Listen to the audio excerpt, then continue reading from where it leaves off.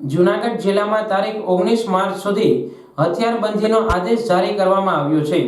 હાલમાં જિલ્લા તેમજ સ્થાનિક અને તાલુકા કક્ષાએ આવેલ વિવિધ સરકારી કચેરીઓ સમક્ષ રજૂઆતના બહાને ઉપવાસ, ધરણા, દેખાવો, સૂત્રોચ્ચાર જેવા કૃત્યો કરી પોતાનો વિરોધ દર્શાવતા હોય છે।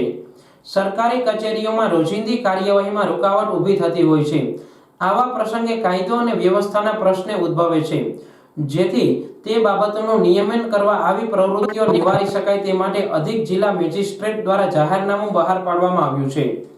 આ જાહેરનામા મુજબ સમગ્ર જિલ્લામાં શસ્ત્ર, દંડા, તલવાર, ભાલા, ચપ્પુ, લાકડી અથવા શારીરિક હિંસા પહોંચાડવામાં ઉપયોગી થઈ શકે તેવી બીજી કોઈ પણ ચીજો લાવી જાય નહીં।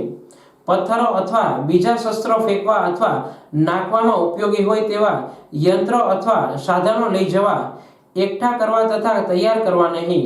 વ્યક્તિઓ અથવા શબ અથવા આકૃતિઓ વાળા પૂતળા દેખાડવા નહીં। અપમાન કરવા અથવા જાહેર કરવાના ઈરાદાથી જાહેર બીભત્સ સૂત્ર પોકારવા નહીં। અશ્લીલ ગીતો ગાવા નહીં।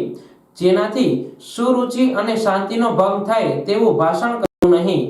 તેવા હાવભાવ કરવા નહીં, તેવી ચેષ્ટા કરવી નહીં તથા ચિત્રો, પ્લેકાર્ડ અથવા બીજી કોઈ પદાર્થ અથવા વસ્તુઓ કરવી નહીં।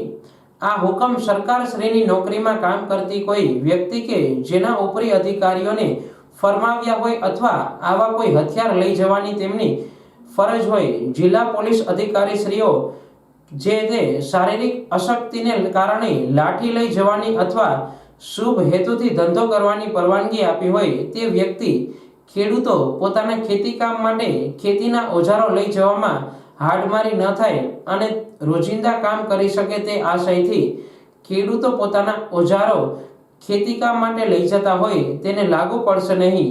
આ જાહેરનામું તાત્કાલિક અસરથી તારીખ 19/3/2024 સુધી અમલમાં રહેશે।